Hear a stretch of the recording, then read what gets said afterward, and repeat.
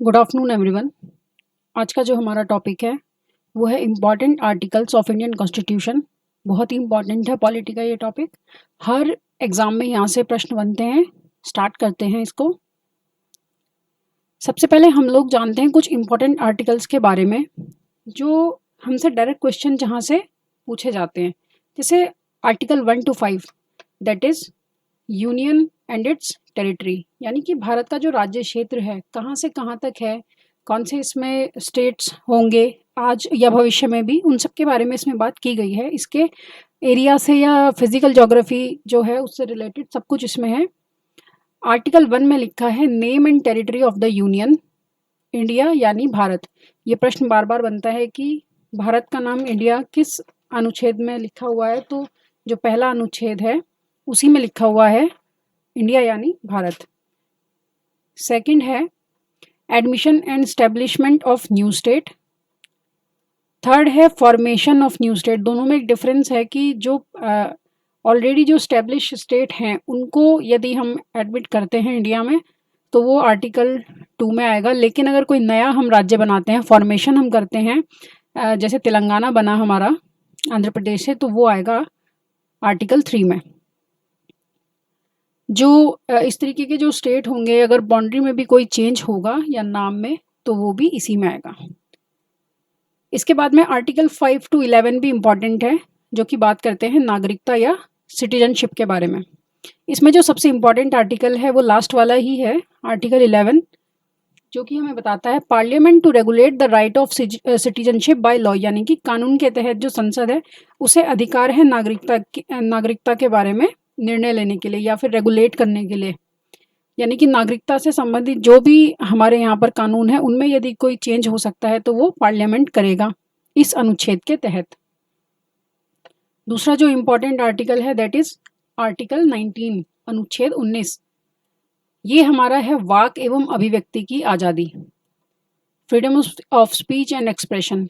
इसके 6 पार्ट हैं जो कि बहुत ही ज़्यादा इम्पॉर्टेंट है। हम बारी बारी देखते हैं। फर्स्ट जो पार्ट है वो है freedom of speech and expression. Second to assemble peacefully. 19 part B है शांतिपूर्ण ढंग से एकत्रित होने की आज़ादी। 19 पार्ट सी है टू फॉर्म एसोसिएशन और यूनियन, संघ बनाने की स्वतंत्रता। 19 पार्ट डी है to move freely throughout the territory of India, यानी कि भारत के राज्य क्षेत्र में कहीं भी आने जाने की आज़ादी। इसके बाद है 19 part E to reside and settle in any part of India, यानी कि कहीं पर भी रहने या बसने की आज़ादी। अगला है to practise any profession, trade और बिजनेस, यानी कि कोई व्यवसाय या कोई बिजनेस करने की आज़ादी। इसके बाद में है आर्टिकल 21, अनुच्छेद 21, बहुत ही इंपॉर्टेंट, और ये हमारा है जीवन की सुरक्षा एवं व्यक्तिगत स्वतंत्रता के अधिकार से संबंधित।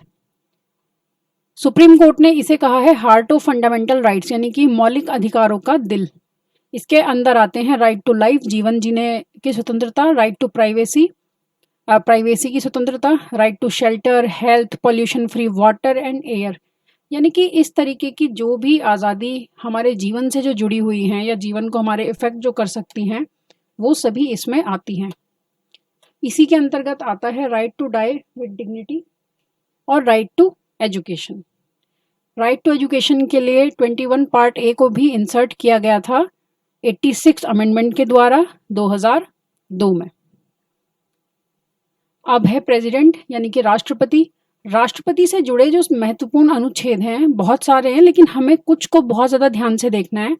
जैसे कि आर्टिकल 52 ये बात करता है कि भारत का एक राष्ट्रपति होगा। 54 इनके इलेक्शन के बारे में है। 55 इलेक्शन का जो प्रोसेस है, जो मैनर है, उसके बारे में है। 57 री इलेक्शन के बारे में है। 60 बहुत ही ज़्यादा महत्वपूर्ण इनकी शपथ के बारे में है, ओथ, और इन्हें शपथ दिलाएंगे कौन? सीजेआई, यानी कि chief justice of India. 61 impeachment, यानी कि राष्ट्रपति पर महाभियोग के बारे में।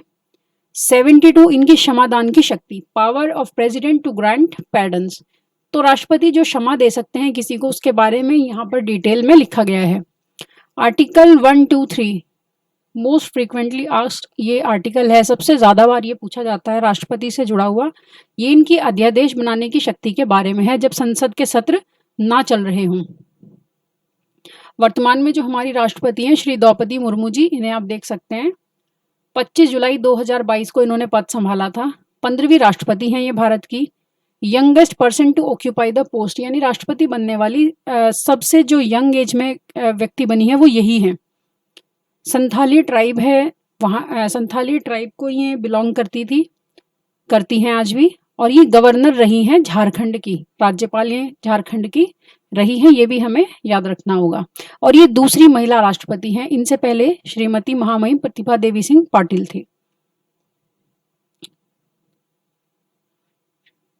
अब है गवर्नर यानी राज्यपाल। राज्यपाल से जो जुड़े हुए महत्वपूर्ण आर्टिकल हैं उसमें सबसे पहले है आर्टिकल 153, यानी एक राज्य का एक राज्यपाल होगा या फिर 2 राज्यों के लिए एक राज्यपाल भी हो सकते हैं। अगला जो इंपॉर्टेंट है वो है आर्टिकल 159, ओथ, इनकी शपथ से जुड़ा हुआ। और इन्हें भी शपथ कौन दिलाता है? सीजेआई और सीनियर मोस्ट जज, यानी कि चीफ जस्टिस ऑफ इंडिया या फिर जो वरिष्ठतम जो जज होंगे वो। अध्यादेश जारी करने की इनकी शक्ति आर्टिकल 213 में है और राष्ट्रपति की 123 में है। Article 161, power of governor to grant pardons, यानी कि इनकी क्षमादान की शक्ति 161 में है और राष्ट्रपति की क्षमादान शक्ति आर्टिकल 72। कुछ प्रश्न भी देख लेते हैं। The controller and auditor general of India CAG is related to which article, यानी कि भारत के जो नियंत्रक महालेखा परीक्षक हैं किस अनुच्छेद से उनका संबंध है? Option A 149, option B 148, option C 226 या ऑप्शन डी 80। तो उनका संबंध किस आर्टिकल से है? ऑप्शन बी आर्टिकल 148 से।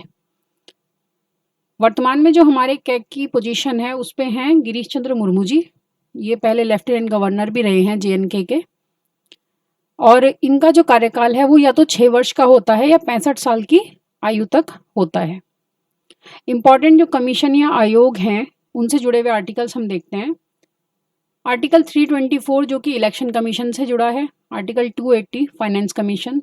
आर्टिकल 338 ये national commission for SC, 338A for ST और 338B फॉर ओबीसी।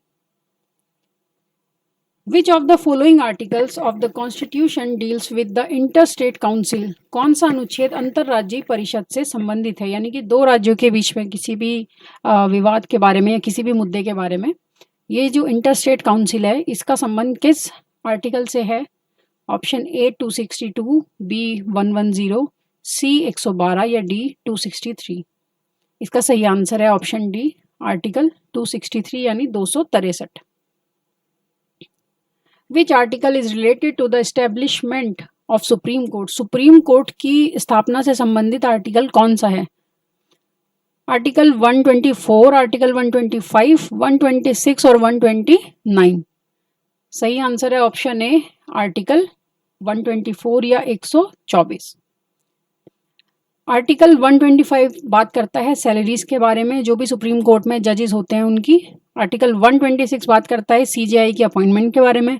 और आर्टिकल 129 बात करता है कि supreme court to be a court of record, यानी कि सुप्रीम कोर्ट जो है वो एक रिकॉर्ड रखने वाला भी कोर्ट है।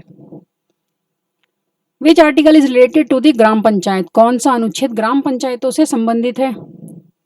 Option A article 39A, option B article 40, option C article 48 या ऑप्शन डी आर्टिकल 51। सही जवाब हमारा क्या है?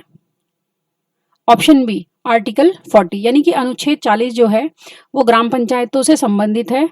और आर्टिकल 40 जो है हमारा वो डीपीएसपी का एक पार्ट है, यानी कि राज्य के जो नीति निदेशक तत्व हैं उनका। आर्टिकल 48 जो है हमारा organisation of agriculture and animal husbandry, यानी कि पशुपालन और कृषि के संवर्धन से संबंधित है। आर्टिकल 48 ये भी एक डीपीएसपी है। 36 आर्टिकल से लेके और 51 तक सभी डीपीएसपी आर्टिकल्स हैं। आर्टिकल 51 है अंतर्राष्ट्रीय शांति और सुरक्षा से संबंधित और आर्टिकल 39A है equal justice and free legal aid, यानी कि न्यायिक समानता और निशुल्क विधिक सहायता। Which article of the Constitution related to the joint sitting of Parliament? कौन सा अनुच्छेद संसद की संयुक्त बैठक से संबंधित है? तो संसद की जो संयुक्त बैठक से संबंधित है आर्टिकल, ऑप्शन हमारा ए हम देखते हैं आर्टिकल 105, ऑप्शन बी है 120, ऑप्शन सी है 85 या ऑप्शन डी है 108। तो हमारा जो सही जवाब हो जाएगा वो हो जाएगा option D, article 108।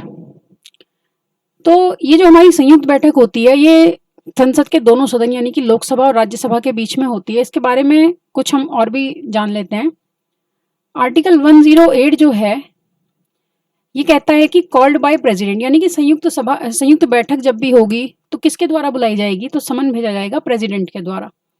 Preside by speaker of Lok Sabha, यानी कि इसकी जो अध्यक्षता होगी वो या तो लोकसभा के स्पीकर करेंगे या लोकसभा के डिप्यूटी स्पीकर करेंगे या फिर डिप्यूटी चेयरमैन जो होंगे राज्यसभा के वो करेंगे। यदि पहले वाले नहीं होते हैं तो उनके स्थान पर ये, और ये भी नहीं है तो इनके स्थान पर ये।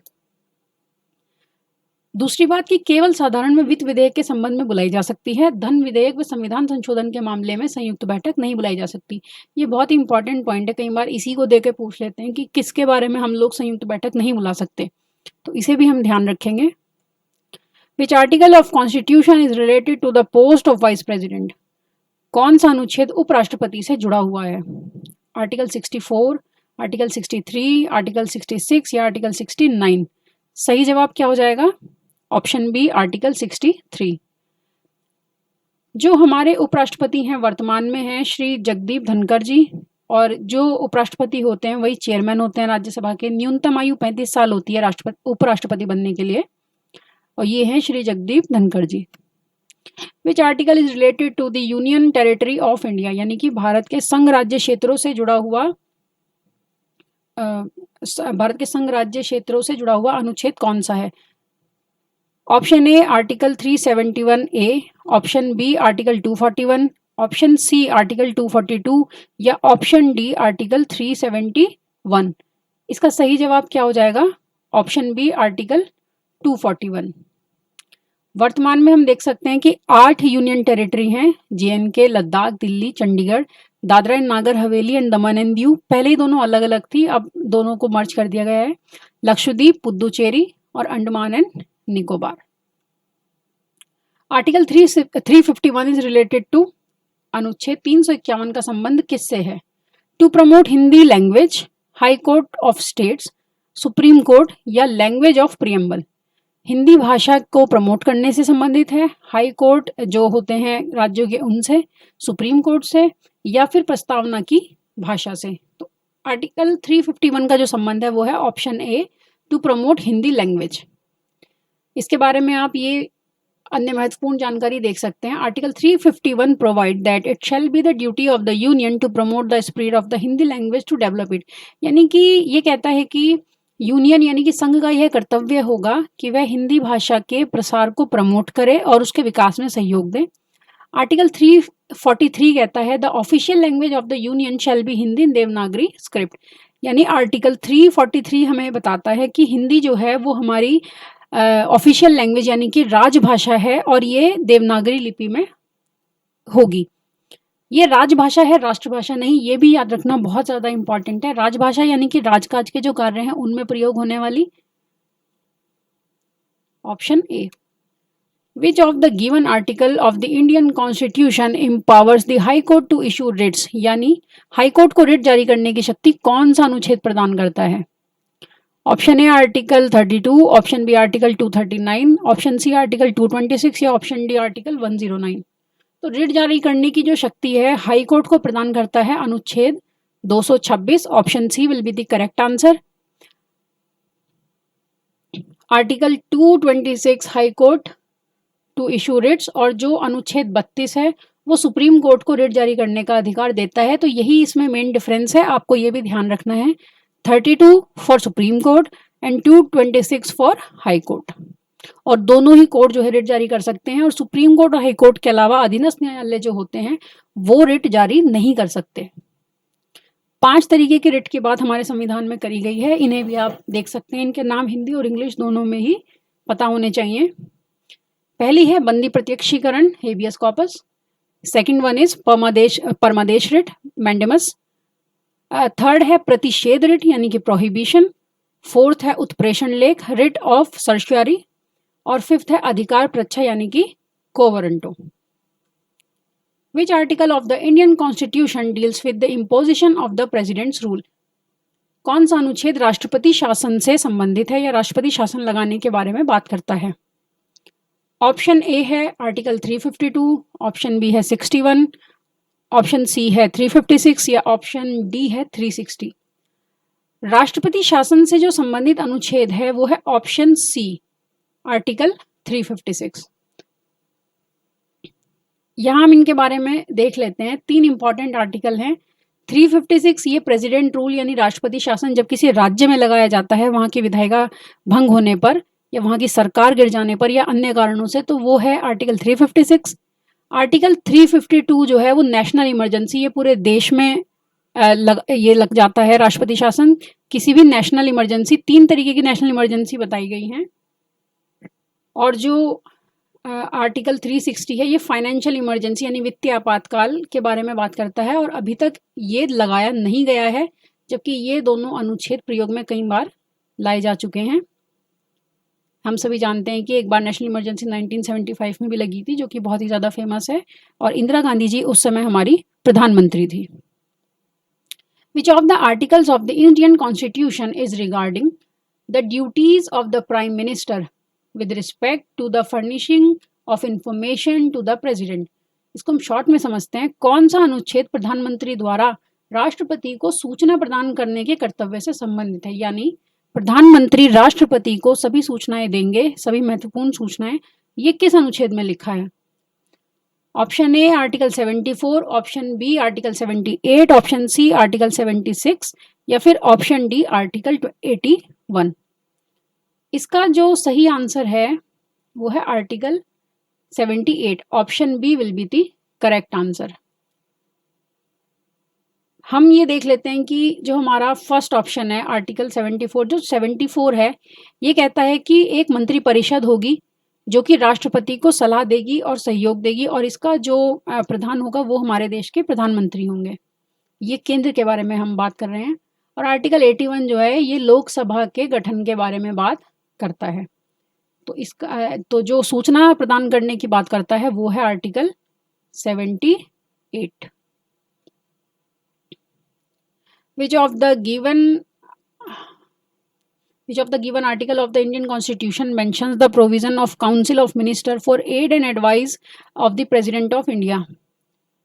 मंत्री परिषद का राष्ट्रपति को सलाह और सहयोग देना किस अनुच्छेद में वर्णित है? अभी हमने जैसे पढ़ा वो हमने प्रधानमंत्री के बारे में पढ़ा, अब हम बात कर रहे हैं मंत्री परिषद के बारे में।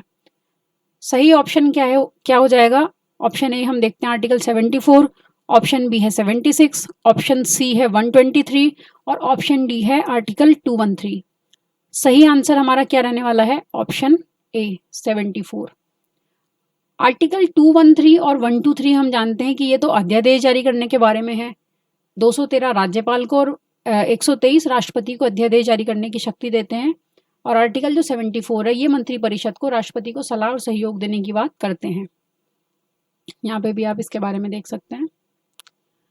Which of the given article of the Indian Constitution related to the ensuring social, economic and political justice?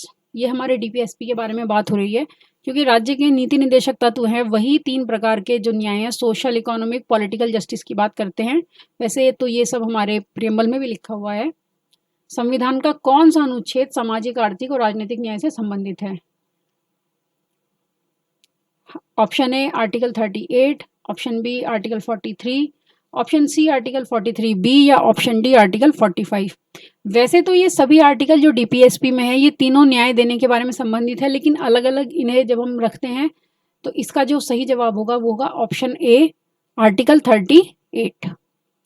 यहाँ हम पढ़ते हैं आर्टिकल 38 में कहा गया है minimising inequalities in income, facilities and opportunity, यानी कि अवसर और आय की जो यानी कि आय के जो अवसर हैं उनमें असमताओं को हमें कम करना है, यानी कि इनइक्वालिटीज को हमें कम करना है और सभी को समान अवसर उपलब्ध कराने हैं। आर्टिकल 43 जो है ये बात करता है secure to all workers are living wage and decent standard of life, यानी कि कर्मकारों को जीवन जीने योग्य जो है आय मिले उसके बारे में। आर्टिकल 43 पार्ट बी जो है ये बहुत ही ज़्यादा इंपॉर्टेंट है, बार बार ये इनडायरेक्टली और डायरेक्टली भी पूछते हैं। ये सहकारी समितियों से संबंधित है, कोऑपरेटिव सोसाइटीज से, और 2011 में इसको जोड़ा गया था, तो इसके बारे में भी आप ज़रूर ध्यान देंगे, 2011 में इसे जोड़ा गया था, सहकारी समितियाँ। आर्टिकल 45 जो है ये early childhood care and education के बारे में बात करता है, जिसके तहत आंगनवाड़ी या बाल वाटिकाओं का गठन भी किया गया है। Which article of the Indian constitution अबॉलिशेस untouchability? कौन सा अनुच्छेद छुआछूत की समाप्ति से संबंधित है? हम जानते हैं कि जैसे बहुत पहले हम देखते थे कि हमारे समाज में छुआछूत जैसी चीज़ें भी और बुराइयां भी व्याप्त थी, तो उनकी समाप्ति कौन सा अनुच्छेद करता है? Option A article 16, option B article 17, option C article 18 या ऑप्शन डी आर्टिकल 15। अनटचेबिलिटी से संबंधित है ऑप्शन बी आर्टिकल 17। आर्टिकल 14 से लेके 18 जो है ये राइट टू इक्वालिटी यानी कि समानता के अधिकारों के बारे में है। इन्हें हम देखते हैं। आर्टिकल 14 है इक्वालिटी बिफोर द लॉ, कानून के समक्ष समता। आर्टिकल 15 है prohibition of discrimination on the grounds of religion, race, caste, sex and place of birth, यानी कि धर्म, वर्ण, कास्ट यानी कि जाति, लिंग और जन्म स्थान के आधार पर किसी से भेदभाव नहीं किया जा सकता। Article 16 equality of opportunity in matters of public employment, यानी कि जो रोजगार के अवसर हैं उसमें भी सबको इक्वलिटी मिले, समानता से अवसर मिले। और आर्टिकल 18 है ये अबॉलिशेस ऑफ टाइटल्स, यानी कि उपाधियों के अंत की बात ये करता है। इन सभी को आप ध्यान से देख लेंगे। Which article of the Indian Constitution did Dr. B.R. Ambedkar term as the heart and soul of the Indian Constitution? किस अनुच्छेद को डॉक्टर भीमराव अंबेडकर ने संविधान के हृदय और आत्मा की उपाधि दी है? ऑप्शन ए है आर्टिकल 226, ऑप्शन बी है आर्टिकल 32, ऑप्शन सी है आर्टिकल 15 या ऑप्शन डी है आर्टिकल 14। सही आंसर है आर्टिकल बी 32। इसे डॉक्टर भीमराव अंबेडकर ने संविधान के हृदय और आत्मा कहा है और ये सुप्रीम कोर्ट की रिट जारी करने की शक्ति के बारे में आर्टिकल 32 है। Which of the given article of the Indian Constitution the provision of election commission is mentioned? संविधान का कौन सा अनुच्छेद निर्वाचन आयोग की स्थापना से संबंधित है? Option A article 338, option B article 324, option C article 351 या ऑप्शन डी आर्टिकल 326। तो जैसा कि आप देख सकते हैं ऑप्शन बी आर्टिकल 324 जो है वो सही जवाब है। यहाँ हम देख सकते हैं कि आर्टिकल 326 जो है वो वयस्क मताधिकार से संबंधित है, यानी कि भारत में जो वयस्क एक आयु रखी गई है 18+, तो 18 साल की उम्र के बाद सभी को वयस्क मताधिकार के आधार पर मत देने का अधिकार प्राप्त है। आर्टिकल 338 जो है अनुसूचित जाति के लिए राष्ट्रीय आयोग के बारे में है। 351 हम पढ़ चुके हैं कि ये हिंदी भाषा के विकास से संबंधित है, तो इसका जो सही जवाब है वो है article 324। Which of the following articles of the Constitution deals with the fundamental duties? कौन सा अनुच्छेद मौलिक कर्तव्यों के बारे में बात करता है? अभी हमने मौलिक अधिकारों के बारे में पढ़ा था और अब मौलिक कर्तव्य। Option A article 63, option B article 65 या ऑप्शन सी आर्टिकल 51 या option D article 51 part A. इसका सही आंसर क्या रहने वाला है? Option D article 51 A. ये आप देख सकते हैं इनके बारे में महत्वपूर्ण जानकारी। जो मौलिक कर्तव्य हैं इन्हें सोवियत संघ यानी रूस के संविधान से लिया गया।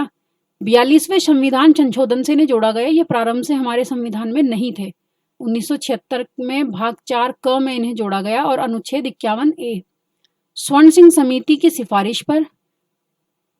और ये जो 11वां संशोधन जो 11वां कर्तव्य इसमें जोड़ा गया, प्रारंभ में ये 10 जोड़े गए थे 1976 में और 2002 में 86वें संशोधन से 11वां जोड़ा गया जो कि 6 से 14 साल की आयु के बालकों की शिक्षा से संबंधित है, जिसे हम राइट टू एजुकेशन या आरटी भी कहते हैं। इन्हें कोड में चुनौती नहीं दी जा सकती क्योंकि एप्लीकेबल नहीं है। मतलब ये एक तरीके के प्रिंसिपल्स हैं जिनका पालन करने को कहा गया है, लेकिन यदि इनका पालन नहीं होता है तो इन्हें कोर्ट में चुनौती नहीं दी जा सकती। ये सभी हमारे मौलिक कर्तव्य हैं, आप इन्हें एक बार पढ़ सकते हैं। Which of the articles of the Indian Constitution empowers the President to grant pardons to any person? कौन सा अनुच्छेद राष्ट्रपति की क्षमादान शक्ति से संबंधित है या किसी भी व्यक्ति को क्षमा करने से संबंधित है? ऑप्शन ए अनुच्छेद 73, option B 72, option C article 78 या option D article 61।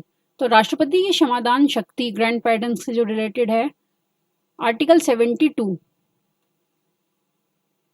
How many articles originally in the constitution, संविधान में मूल रूप से कितने अनुच्छेद हैं? Option A 395, option B 566, option C 470 या ऑप्शन डी 475। करेक्ट आंसर है option A 395। Which article is related to the consolidated fund of, संचित निधि से संबंधित अनुच्छेद कौन सा है? संचित निधि से संबंधित अनुच्छेद option A 262, option B 267, option C 266 part 1 या option D none of these. सही आंसर है option C 266(1). The accounts of government are kept in 3 part, यानी कि जो कोष है सरकार का वो 3 हिस्सों में रखा जाता है। कंसोलिडेटेड फंड आर्टिकल 266 में है ये। इसमें सभी जो रेवेन्यू रिसीव्ड किए जाते हैं government by way of taxes like income tax, central excise और कस्टम ड्यूटी, वो सब इसी में रखा जाता है। ऑप्शन जो 2 है हमारा कॉन्टीजेंसी फंड, यानी कि आकस्मिक निधि इसे कहा जाता है। ये हमारा अनुच्छेद 267 में है।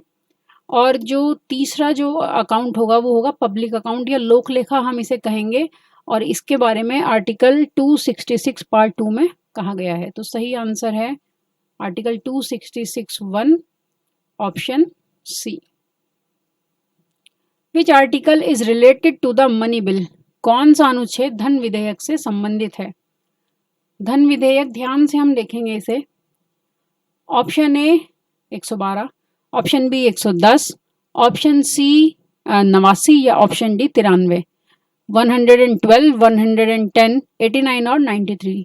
सही जवाब क्या रहने वाला है? Option B article 110 is related to the money bill. Article 112 जो है वो है वार्षिक वित्तीय विवरण, जिसे हम बजट भी कहते हैं। बजट शब्द का उल्लेख संविधान में कहीं नहीं है, इसे कहा गया है वार्षिक वित्तीय विवरण। आजकल हम इसे बजट कहते हैं। यह अनुच्छेद 112 में है।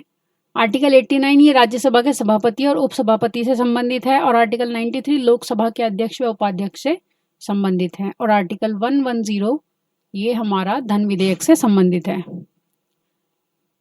Which article of the constitution is related to the attorney general of India, संविधान का कौन सा अनुच्छेद भारत के महान्यायवादी के पद के बारे में है?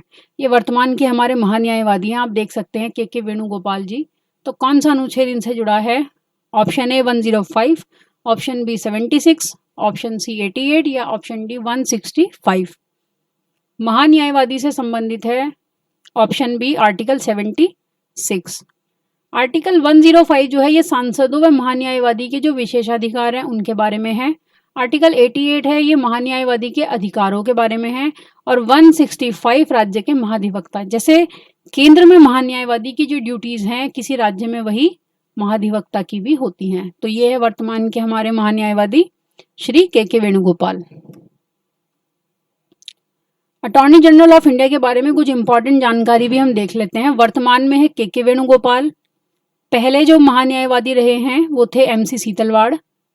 ये पार्ट होते हैं यूनियन एग्जीक्यूटिव के, यानी कि केंद्र के, केंद्रीय मंत्रिपरिषद के, और हाईएस्ट लॉ ऑफिसर ये देश के माने जाते हैं, यानी कि विधि अधिकारी देश के सर्वोच्च। Not considered as a government servant, इन्हें सरकारी सर्वेंट नहीं माना जा सकता। Can take part in parliament proceedings but cannot vote, यानी कि ये एक सांसद की तरह प्रोसीडिंग्स में भाग तो ले सकते हैं, लेकिन जिस तरह सांसद मत दे सकते हैं इन्हें मत देने का अधिकार नहीं है। कौन सा अनुच्छेद राज्य वित्त आयोग से संबंधित है? Option A 243I, option B 243K, option C 243ZD या ऑप्शन डी 243ZE। सही आंसर हो जाएगा ऑप्शन ए 243I। ये हमारा राज्य वित्त आयोग से संबंधित है। बाकी के अनुच्छेद किससे संबंधित है आप यहाँ पर देख सकते हैं। 243ZD जिला योजना समिति, ZE महानगरीय योजना समिति, और 243K बहुत ही ज़्यादा इम्पॉर्टेंट, ये राज्य के निर्वाचन आयोग से। और राज्य का जो निर्वाचन आयोग है वो कौन से चुनाव कराता है? ग्राम पंचायतों के या नगर निगम नगर पालिकाओं के चुनाव वो कराता है। Option A will be the correct answer. ये राज्य वित्त आयोग की बात हम कर रहे हैं और राष्ट्रीय वित्त आयोग किस अनुच्छेद में है? 280।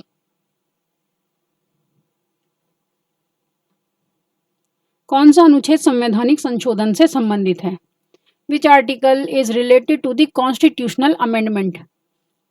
संविधान में किसी भी प्रकार के जो बदलाव किए जाते हैं नियमों में या जो संशोधन किए जाते हैं वो किस अनुच्छेद के तहत होते हैं? Option A 368, option B article 12, option C article 153 या ऑप्शन डी नन। इसका जो सही जवाब है ऑप्शन ए आर्टिकल 368। अनुच्छेद 368 तीन प्रकार के संशोधन की व्यवस्था करता है। कौन कौन से हैं वो? पहला, संसद के साधारण बहुमत द्वारा, संसद के विशेष बहुमत द्वारा और तीसरा, संसद के विशेष बहुमत व आधे राज्यों की संस्तुति के द्वारा। Option A will be the correct answer. Thank you.